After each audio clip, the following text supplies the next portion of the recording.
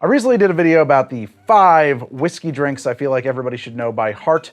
In that, I just casually mentioned that, I've never even tried shaking a Sazerac. You're not supposed to shake it, it's a stirred drink, but I've never even tried it, and a lot of the comments thought that would be a cool idea for an episode, and they even suggested some things I should try shaking instead of stirring, and I thought, yeah, that's a fun idea. There's this rule in mixology about what you shake and what you stir, and it has to do with primarily whether or not there are opaque ingredients, usually in the form of fruit juices. Fruit juices, you shake it. None of that, you stir it. Why is that the rule? Well, if you were to stir a drink that has fruit juices in it, it's not going to be beautiful and crystal clear anyway, so why bother? Also because those ingredients tend to benefit from the aeration that goes with shaking. So you shake those drinks. Why do you stir other drinks? Couldn't you just shake them? Yeah, I guess you could. It's considered poor form, if you will. It adds a lack of clarity to a drink that could have otherwise been crystalline-like in its clarity. And so why do that? Historically, there has been this idea, or this saying even, that you could bruise the gin. What does that mean? I don't know. I don't know what it meant originally, because I've heard a lot of different versions of it. I've heard that it really just means that your gin martini doesn't look nice, like I was saying. And then somewhere along the line, I think this science-y version of it that yes, well, if you shake it, you aerate it, and then that oxidizes your vermouth more, and that's bad, and that doesn't make any sense. If that were the case, just picking up your bottle and moving it around would be a disaster, right? So I don't know. I think that it's just about the appearances of the drink. That said, there are definitely some drinks where the rule seems to make a ton of sense, but full disclosure, I've never actually tried screwing around with that. So today, let's shake the stirs and stir the shakes on how to drink. We're gonna, woo! Cocktail police, they're coming for me. We're breaking the law. Bad drinks, what you gonna do? What you gonna do when they come for you? Bad. Let's start this episode with the drink that inspired the entire idea, a Sazerac. Let's shake a Sazerac. I don't think that's going to be very good. Everyone in New Orleans just felt that. They're just like, whew, what was that chill in the air? Oh, what was that?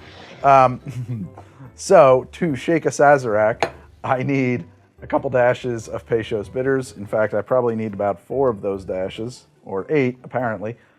Some people like a dash of Angostura in there. I don't. This needs 1 or 2 sugar cubes. I'm going to go with 2. Look, it's soaking. It's soaked. It's soaked all of its bitters up. The bitters are soaked. I don't have to muddle them. I need 2 ounces of rye. Why don't I have to muddle them? Because I'm shaking them. And we're going to shake it up.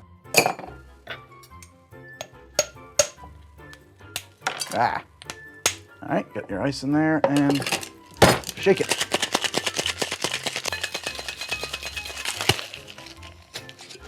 Okay, get a glass. Spritz that with some absinthe. If you look this drink up elsewhere, you will find that it calls for something called herb saint. Herb saint actually caught on because of the absinthe ban. I think everybody who's making this drink is just using absinthe now. Herb saint's fine, but absinthe is the more traditional thing to use. Strain that abomination into the glass. In case you missed the essential whiskey drinks, you shouldn't. You should go see it. And you don't know what a Sazerac is supposed to look like. Yes, this is the appropriate glass. It should sit at the bottom, essentially, of an old-fashioned glass. Get your lemon peel, and this is a mistake I made, actually, in that whiskey drink episode. I totally forgot that, bizarrely, the Sazerac involves squeezing the lemon and throwing it away. You don't just put it in there. Away she goes. Love that aroma. All right, Shanken Saz. Right away, we can see that this guy is just kind of ugly. It's just kind of... A Sazerac should be beautiful. It should be clear. It should be... It should just look like a crystal sitting there. But this is a cloudy mess. Sazerac.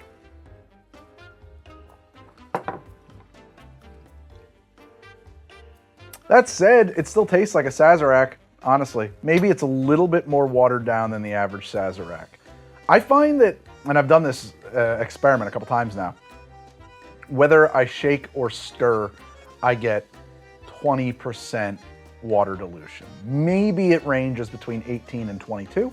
So that's like a 4% swing at most, right? Like that could make a big difference in certain drinks. So maybe this is closer to 22% diluted. It is starting to clarify. It's funny, I think that the sugar is still sitting on the bottom. It is, just like you would expect in a Sazerac. So I guess you could do a Sazerac like that. You might get in trouble. The cocktail police will be coming for you. But that's not terrible. I was not going to do a gin martini in this episode because a gin martini is frequently ordered shaken. It's improper, technically, but a lot of people prefer it that way, so there's really no surprises there. Until I saw a suggestion in a comment that maybe say, okay, that's the way we can do a gin martini in this. A gin martini with an egg white. Now, here's the thing. I'm going to try it straight out of the box first, but I do have an idea for how I might be able to actually make this a drinkable drink. So we'll probably do this twice. Now, the thing about that too is that I'm going to use my preferred recipe for a gin martini. Recently, I did an episode on Cold War cocktails of the Western powers, and I had to make a martini specifically to Oppenheimer's spec, and I hate his spec. I'm not a fan at all, but it was his recipe. So the way that I like to do this is a much more classic way of making a martini. And by classic, I mean like 1800s. And that is in a 2-to-1 ratio. So we're gonna do 2 ounces of gin, London Dry. I'm gonna use 1 ounce of Dolan Dry Vermouth. I feel like some people might be under the misconception that the martini is named for Martini and Rossi Vermouth. That is not true. Actually, 2 dashes of orange bitters. This drink historically and traditionally does call for that. And that's it. I certainly don't like any olive juice or brine in my martinis. In fact, I hate it. I don't mind olives in the martini, but I will rinse them in water before they go into it. I love olives. I even like the little pimento olives, the ones that go in, the green ones for cocktails. I think they're delicious. I just don't love what they do to this drink. In fact, I think they kind of ruin it. Let's get some ice. Of course, I forgot we're doing an egg white. Let's put this ice away. Let's get this egg white into the drink.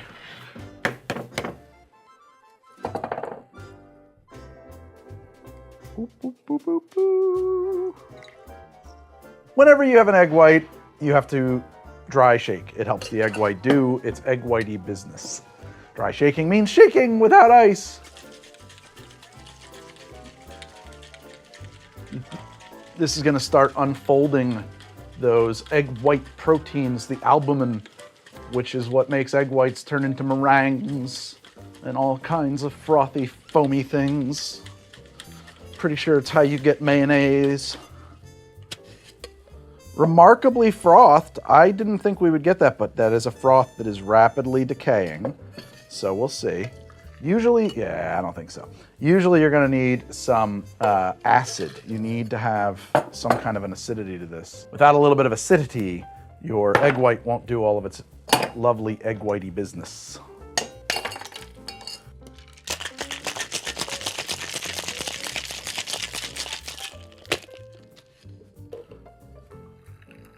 Kind of fun. Let's see what kind of a head develops.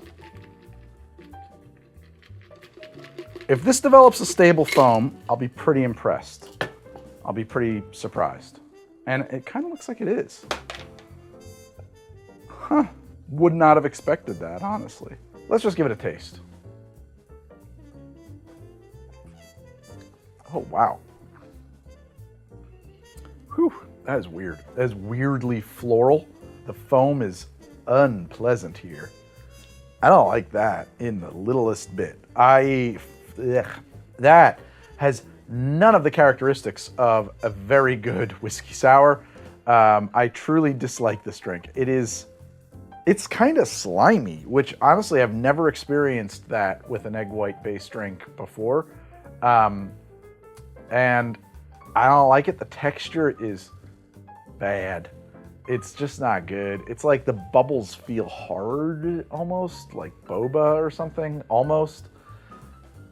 Yeah. It's also like incongruous. Like when you see a drink like this, you do expect a tartness to it. And of course there's none of that here because it's gin. And so instead of a tartness, we have a pininess or a juniperness. And it is not right. It ain't right. This drink just ain't right. I have an idea though. So here's what I'm gonna do. I'm gonna take a lemon and I'm gonna cut this in half. Then I'm gonna take one of these pH universal indicator test strips. You might remember these from high school biology class or chemistry. And I hate them. I would love a digital pH tester, but whatever. And I'm just gonna see, what are we looking at for the pH of our lemon? There we go. Man, a 2? Approximately a 2. Okay, and so what I'm gonna do now is I'm gonna take my vermouth. I think the vermouth is the side to do this on. Just pour some here into a mixing glass. And we'll do a pH test. Basically, I'm gonna acid adjust vermouth, by the way. That's what we're doing. Oh, wow, okay, yeah. So like there's no, what is that? That's maybe a 4, maybe even a 5. That's a 4 or a 5. So we gotta add some acid to that. I really don't know how much is the right amount, so we're just gonna go piece by piece.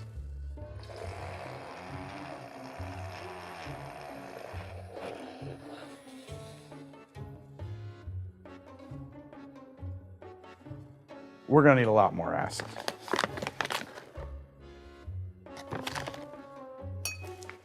Okay.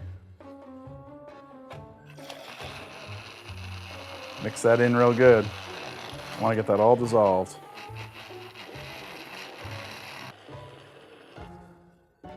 We're getting there. That's close enough. Now the first question I'm wondering is, what does that even taste like? My acidified vermouth. That's like surprisingly good.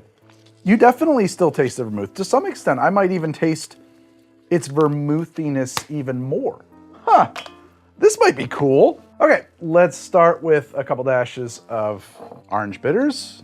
I guess 3 this time. Let's get 1 ounce of the acid-adjusted vermouth in there. I have a feeling this is actually, I hope, it'd be so cool if this is fun. Like if this turns out to be like a cool drink. That would be fun. That would be cool. I do have to switch gins because I just ran out of Tanqueray, so we're gonna use this Bulldog, which I like forgot I had. Okay. I don't even know if Bulldog gin still exists. And now our egg white.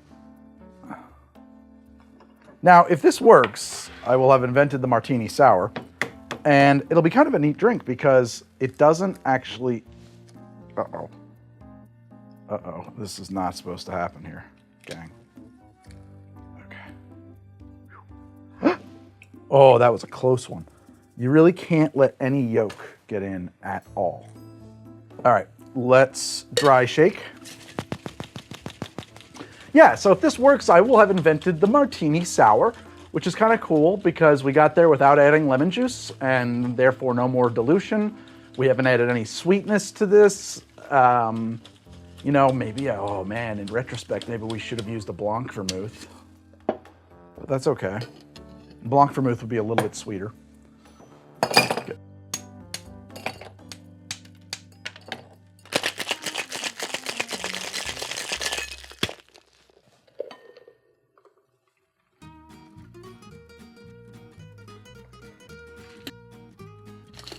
I might reshake this with a little simple when it's all said and done.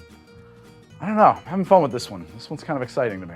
Somehow we actually wound up with less foam. That could be down to each egg being a different egg. That said, it looks denser and the bubbles are more tight, which is what I'm looking for. It's a lot better. Let's do this again. I can just dump this right back in here. And I'm gonna add, I want this on the drier end of a sour spectrum. So we're gonna do, I don't know, like not quite an ounce. We'll do like 3/4 of an ounce.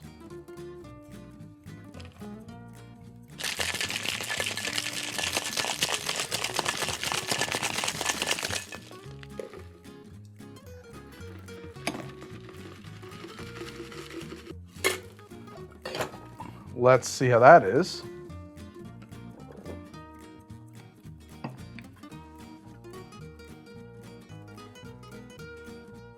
I like that so much. That is extremely fun. Whoa. Oh man. First off, much less, I mean, this is a high proof cocktail. This is a spirit forward cocktail that is only gin, vermouth, and a little simple. And you could probably even do less. Probably could have gotten away with a half an ounce. This is maybe on the sweeter end. Whereas the sour has like a whole other component in it that would be diluting it out. And it tastes like all of the things of a martini. It just tastes like gin and vermouth, sweeter. And again, I say this, maybe too sweet, but not so sweet that you can't enjoy it. Only so sweet that it gets away a little bit from tasting like a martini, and it does start tasting like a sour, but I don't know if that's bad. You know, I'd have to play with it a lot to figure that out and do a whole process, but I'm not gonna do that right now. I don't know if that's bad. I actually really think that's cool. I fucking love that. I am gonna make this for people. Oh my God, this is so cool. And now let's try it with my Ango art.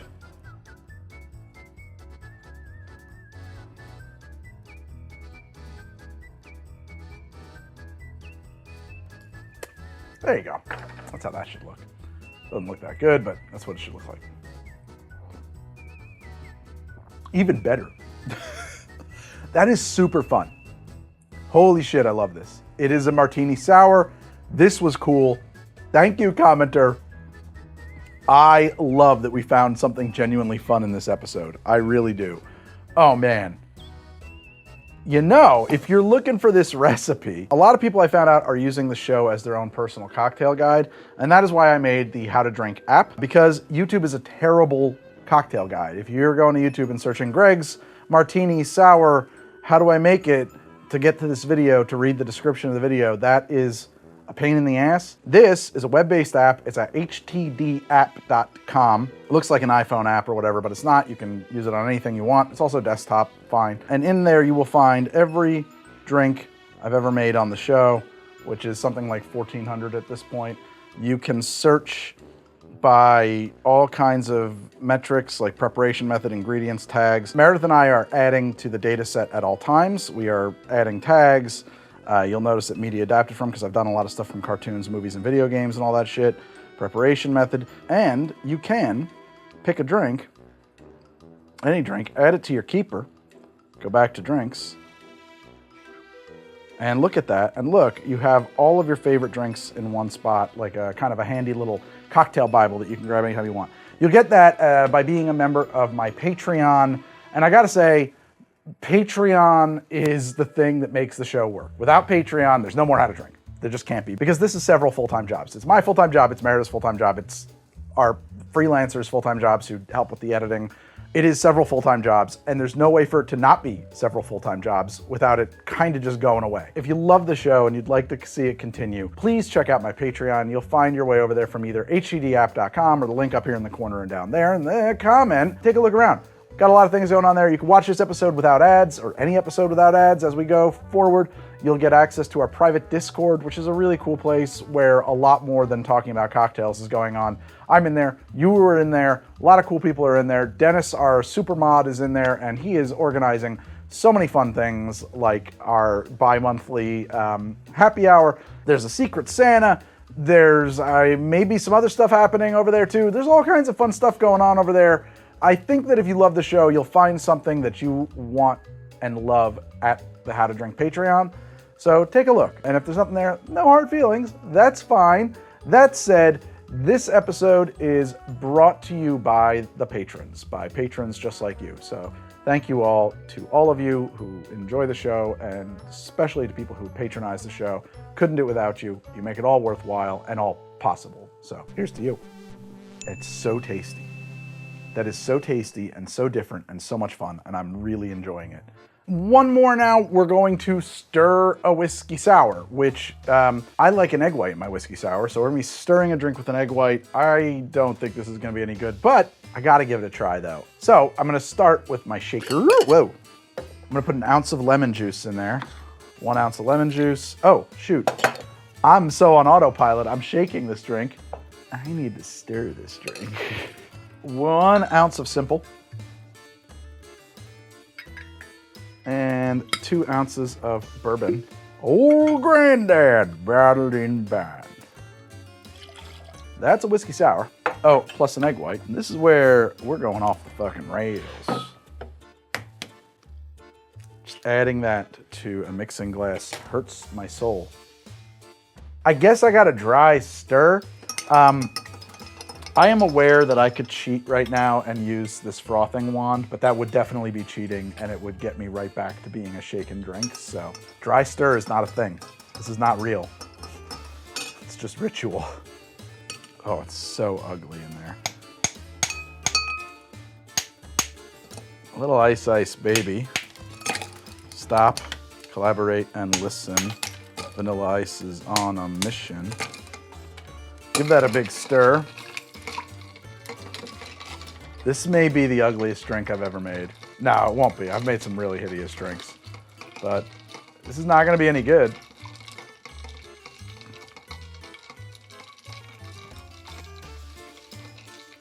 Didn't know what glass to use for this. But it's a good opportunity for me to let you know that all the glassware on How to Drink is provided by Whiskey.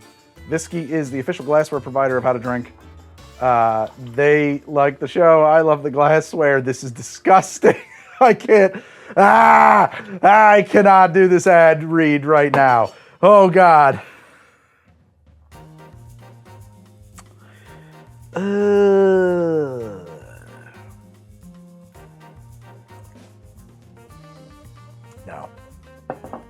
No.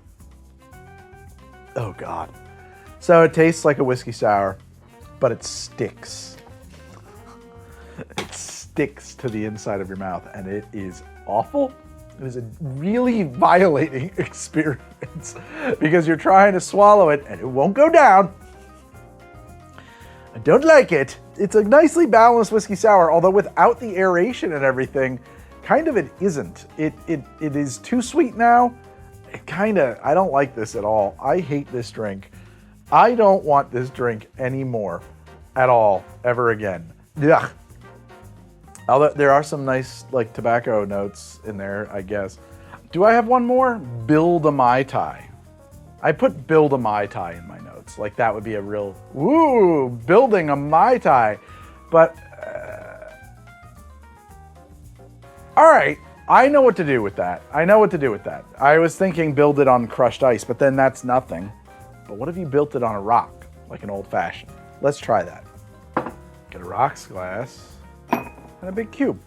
I'm gonna do this a little bit weird. I'm gonna start with my spirits and stuff. I'm worried that my lime juice would freeze right to that ice cube. So, let's start with 1 ounce of Jamaican rum. 1 ounce of 1 ounce of Demerara rum. Man, even when I got that good, it was a hard time. Half an ounce of Curacao. Using this unusual Curacao. This is a Curacao with some yuzu in it or something. Probably just tastes like Curacao. Let's find out. Mostly. 1 ounce of Curacao. 1 ounce of Orgeat.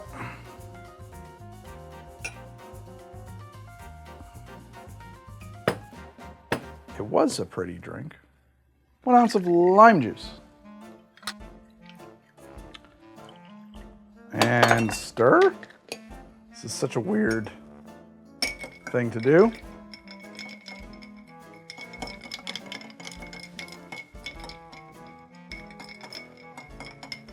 kind of fun. There was a transformation happening as my orgeat loches. It just turned like opalescent white, almost like absinthe. That was cool. That was cool. I don't have any mint. Just occurred to me. Huh. Well, there it is, a stirred Mai Tai. I'm not gonna lie, I like that just fine. In fact, I kind of love it. The only downside is that without a straw and it being clogged with little pieces of crushed ice, I would drink this way too fast. That's really neat. Okay, so it tastes like a Mai Tai. For some reason, this one is coming up a little highly acidic. I think that the shaking would have helped with that. I think that the extra dilution, I think that the crushed ice somehow, I think all of that would have knocked down the acidity of this drink a little bit. It could also have been that yuzu dry curacao. I love it. It's got to do, I think, with my recipe for orgeat, which leaves all the almond fats in there. And so as a result, it has body. It has all this like creaminess to it, this texture. It is kind of, it's got a smooth sort of mouthfeel that I think is really neat here. It is Mai Tai. It tastes like a Mai Tai. It tastes like a quality Mai Tai. It just has a different texture and a different level of coldness. A Mai Tai on crushed ice is like refrigerated, and that matters. Part of the difference here in flavor that I'm experiencing, that extra acidity, that could be down to it not being as cold as it would be if it was shaken and served on crushed ice. I'll bet that's what it was, because there's sort of an optimal temperature for every drink, and building this on a cube, you're not gonna hit that right. It's cool. It's so, wow. This was an unexpected result. Really an unexpected result. What a thing. I wonder if, I gotta be careful because I'm gonna get drunk. I still prefer a shook Mai Tai, no question. I prefer a regular, traditional Mai Tai.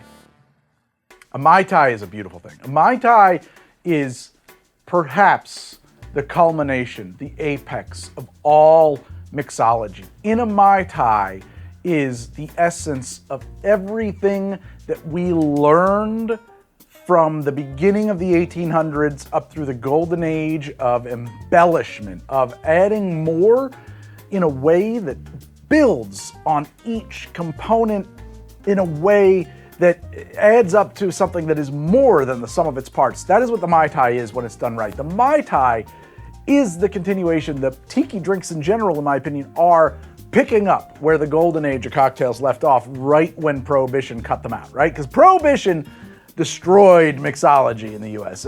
Drinks got simple, but not like in a great way, in a way that was not good. Quality bartenders left the United States and eked out a living overseas and stuff like that, where it was just like, it really set things back in a way, in the way that is hard to understand.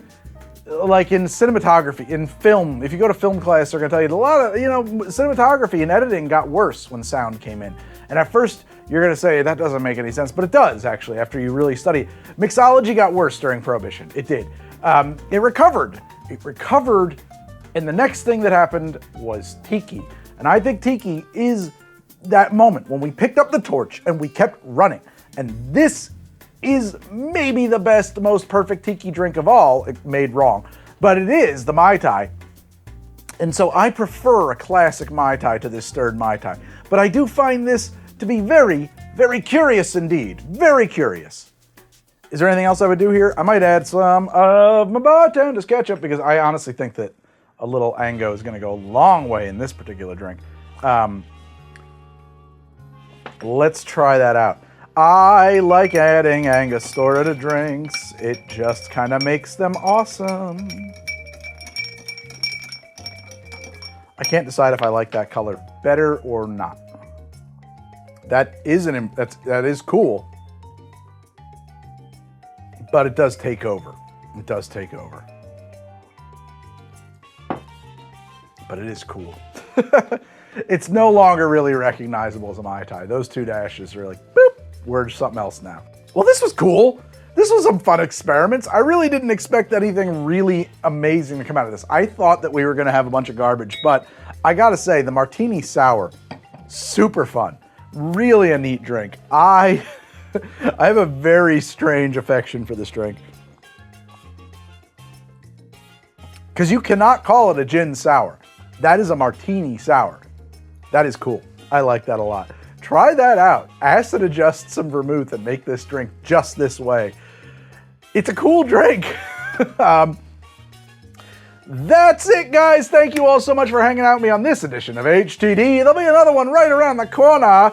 Until then, good night and good luck.